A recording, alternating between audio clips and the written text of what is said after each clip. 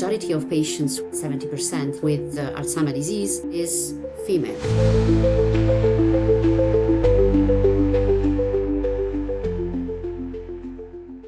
Welcome to the Global Network for Science and Diplomacy podcast.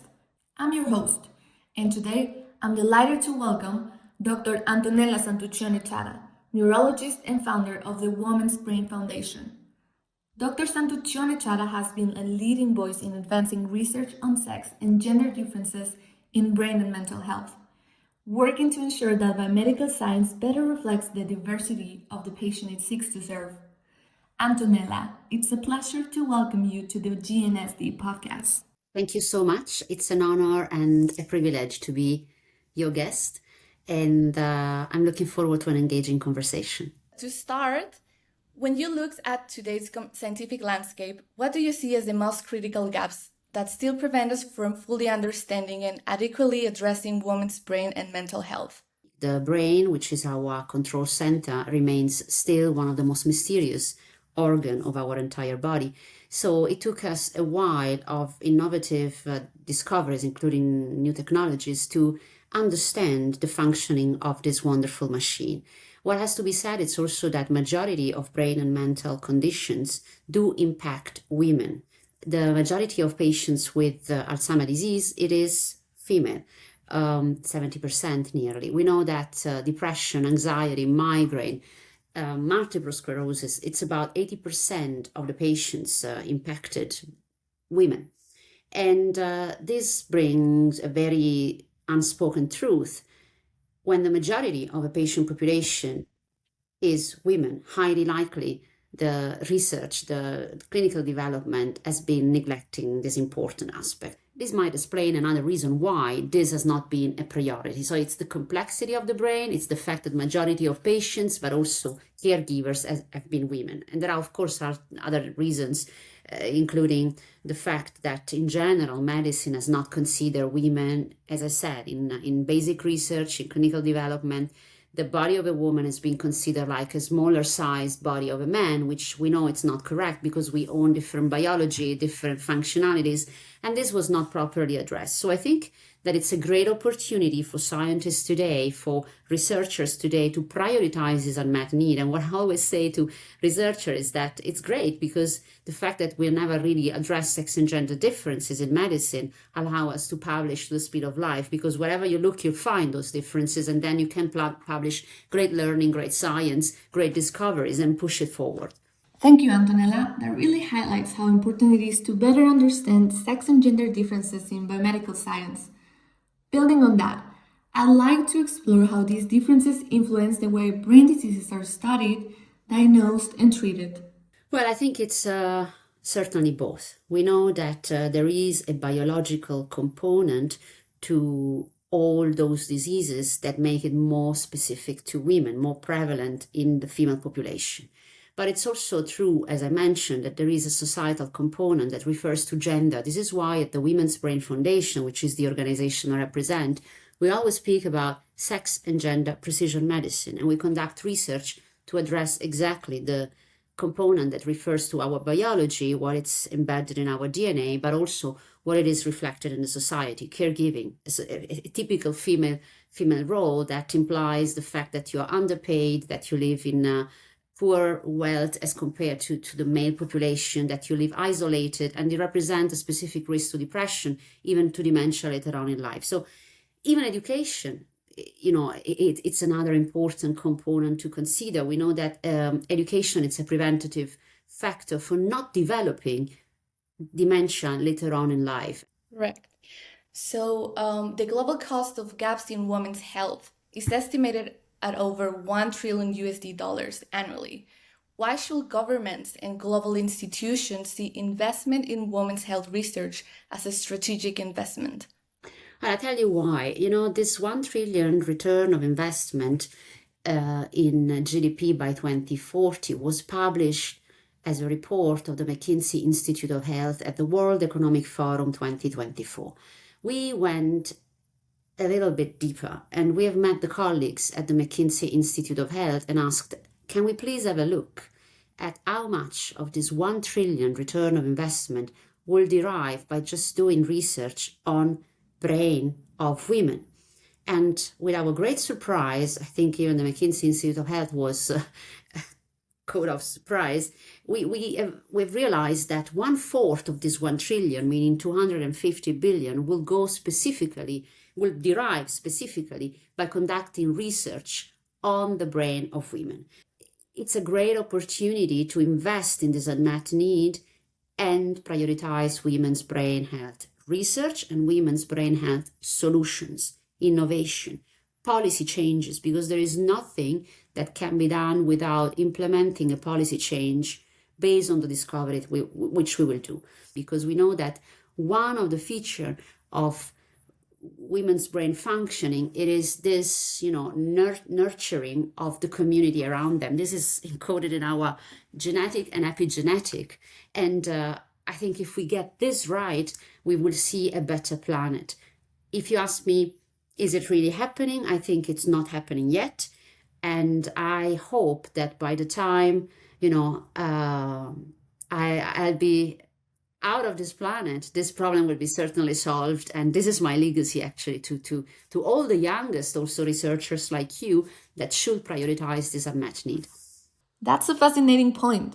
It also raises an important question about how the scientific community can address historical gaps in research and ensure that medical studies better reflect the diversity of patient populations. From your perspective, what changes are most needed to improve research in this area? Well, first of all, we have to shift the way, we have to rewrite the way we do clinical research. We have to change modus of operandi in our laboratories. We need to start to do sex and gender research from day zero when we have animal models. I give you just an example. We just said that the majority of patients that have neurodegenerative diseases such as Alzheimer are women. What if I tell you that the animals included were monkeys and not even one female monkey was included in the study? So that's what I'm saying. It's just, it's where to find the right also cell system in vitro models to prioritize this. Then we go to clinical trials. We have to, of course, reconsider how we design clinical trials. And actually, they were standardized to not capture the nuances of differences between men and women. So it's about using better endpoints. And if we assume that a disease, it's impacting men and women differently in terms of onset of the disease, time of onset of the disease, symptoms of the disease, the way disease progress over time, then we might also consider to use novel endpoints that actually better describe all these differences. And eventually we might even go to clinical trials that are specifically designed for men and for women, because if the disease, I repeat, it is different, very often we should have an approach where, it's not enough to power for a sample size, but rather to really think up front, this will be a study for a woman and this will be a study for a man with specific clinical endpoints. This is very futuristic. I don't know when this will happen, but I'm pretty sure that one day we will realize that that's the way to do clinical development. Biomarkers of vascular signs of neurodegeneration might differ between men and women. It's just an example, but I hope I gave a glimpse of what I mean. Yeah, I think that's a very big picture. So I think also it's very important, and thank you so much for your insights. How can global science governance ensure that young scientists are not just observers, but are active contributors to this momentum? This is a wonderful question. And, I am a strong activist for young leadership around the table in taking decisions. And we often forget children and young people.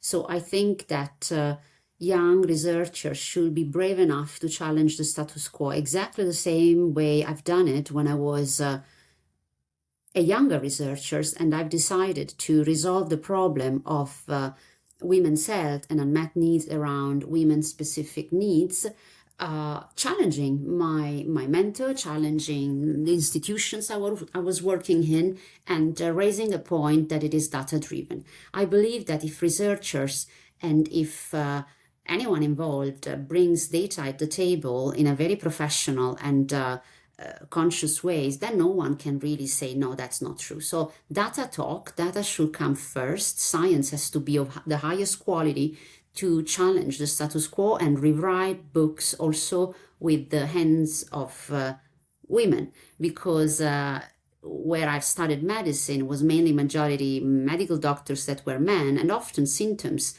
of women were not reported properly, not because one does it in a bad will, it's more because we tend to have intrinsic biases, and if you don't have a population represented in a given discussion, the needs of that population won't be taken into account. And so what I'm trying to say is that we need more female scientists, more medical doctors who are women, to just rewrite the history of medicine that was so far mainly male oriented and male created, actually.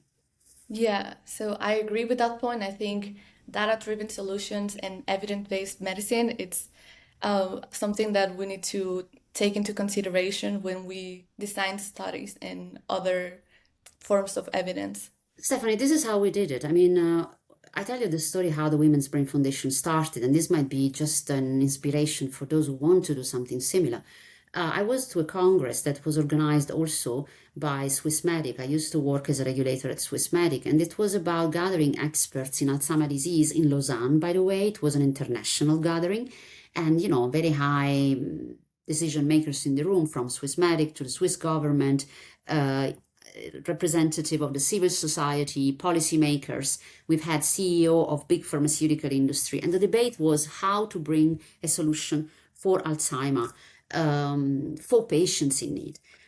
And there were some women who took the mic. They were American colleagues who became then dear friends later on, and said, Alzheimer is women, Alzheimer is female. And I was like, wait a second, I've been a doctor doing Alzheimer research and working with Alzheimer patients for the last 7 years at that time, and I've never noticed that majority of my patients were women. How can that be? So that question struck my attention. I went back to colleagues, they were still at university, and I said, hey, why don't we look at the science that speaks for this phenomenon? Because these were women representing the civil society, they were not scientists. So it was that idea that came from the civil society that was injected in this brain that made then a major review where we collected all the evidences about sex and gender differences in Alzheimer's disease. We published it in 2018. This is now nearly 10 years ago. And BBC, the Financial Times, came to our door and said, hey, can we learn what's going on? That's how it started. So you need to bring the civil society, the public, together with scientists, together with decision makers, policymakers, and finally the media, because those type of problems have to become a matter of public debate, cannot stay just in a research lab or in an hospital. This is a societal unmet need and has to be resolved. Definitely. So you have called for the creation of a global institute for sex and gender precision medicine. Could you tell us more about it? Of course. Yeah. Of course. I mean, as I said, we are nearly hitting our 10 years anniversary, which would be actually officially next year. We've been registered as an association first in 2017, and we became a foundation last year, 2024. And what we have done since our beginning, it is, as we said, do the science, provide scientific evidences why this is an issue. And it was not just about Alzheimer, it was about Alzheimer, COVID, cardiovascular.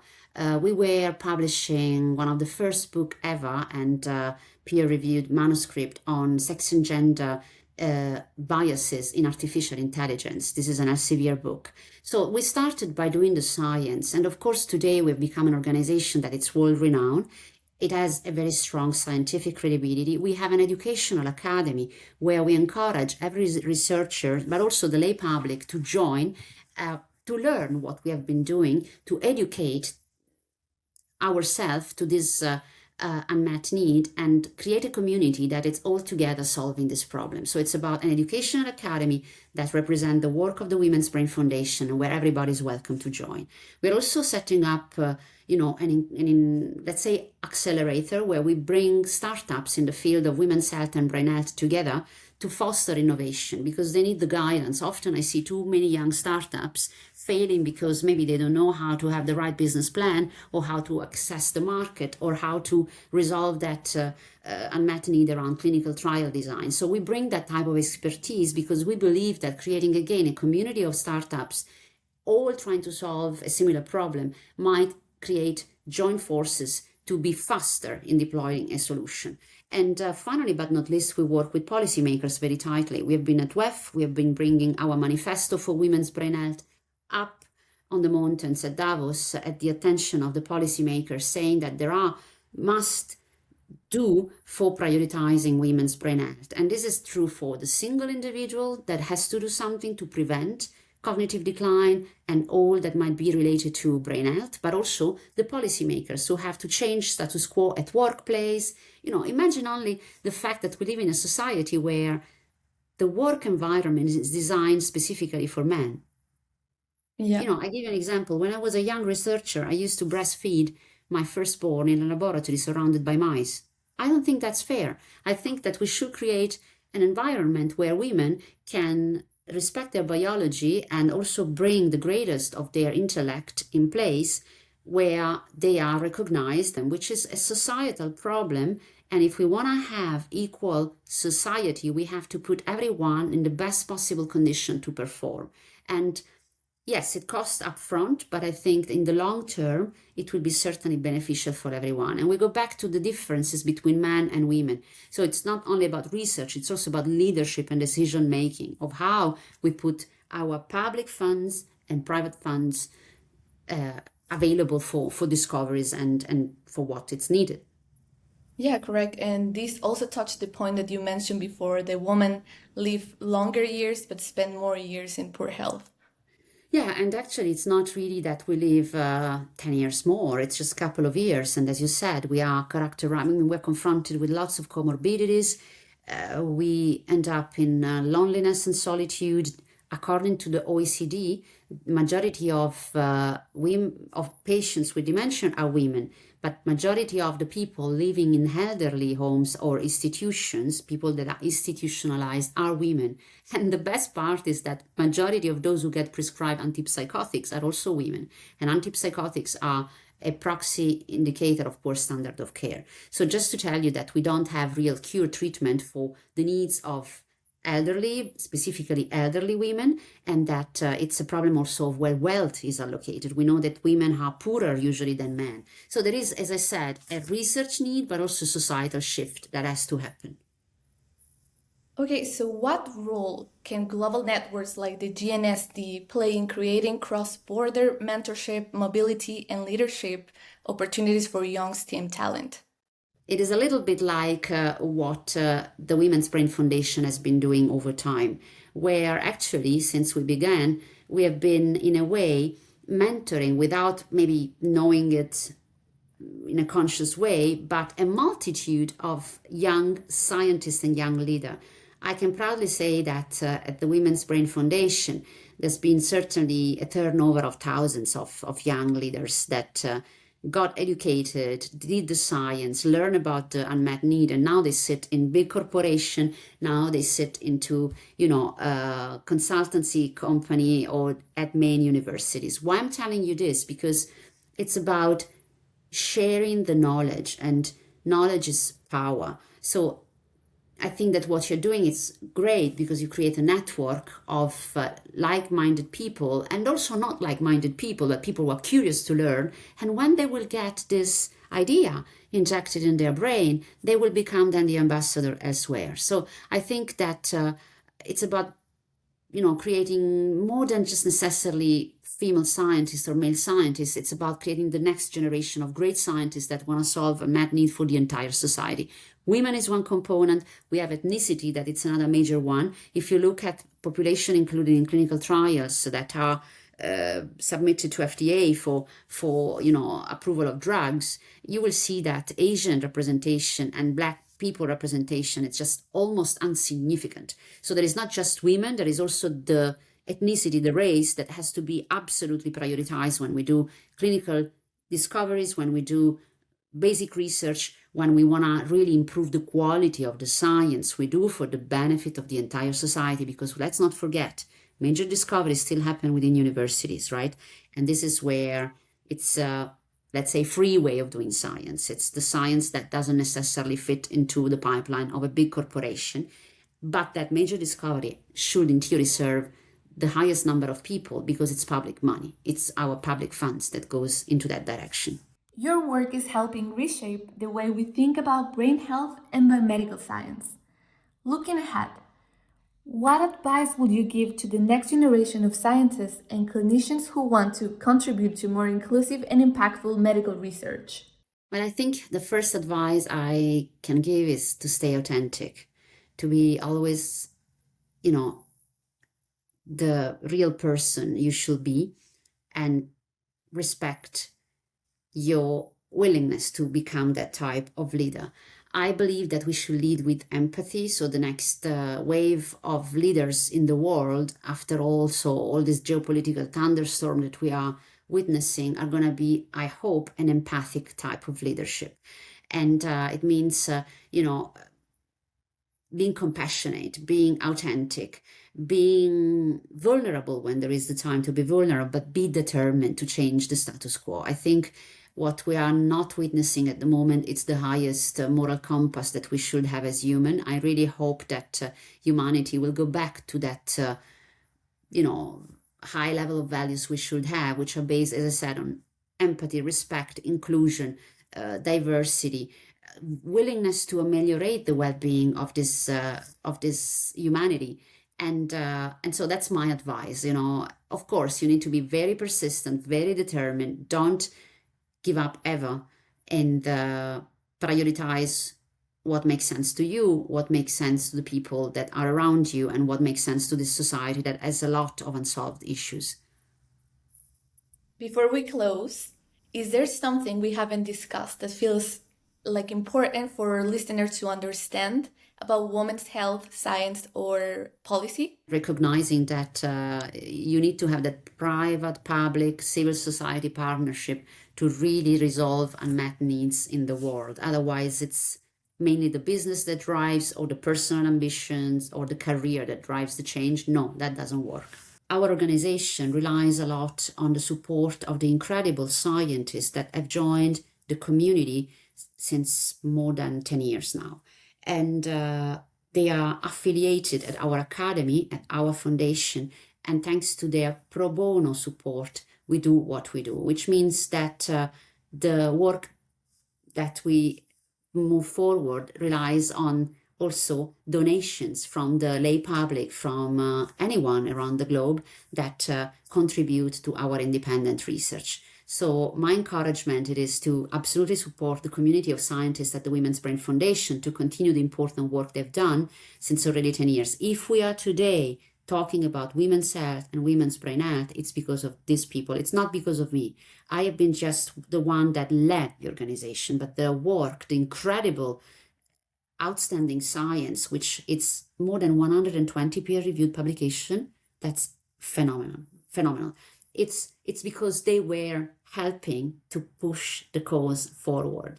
So there is one phase, it's me, but there is an army of scientists behind me that have been making possible that today, finally, after 10 years, women's brain health, women's health has become a recognized unmet medical need, prioritized on the top of the global agenda, and also spoken by philanthropists like Melinda Gates. If Melinda Gates speaks finally about women's health, it means we made it. We made the awareness needed. Now we have to inject the funds, we have to inject investments and change status quo. Thank you for this inspiring conversation. Thank you, Stephanie. It's a joy, and I'm looking forward to a better future led by younger scientists. Thank you to our listeners for joining us for this episode of the Global Network for Science and Diplomacy podcast.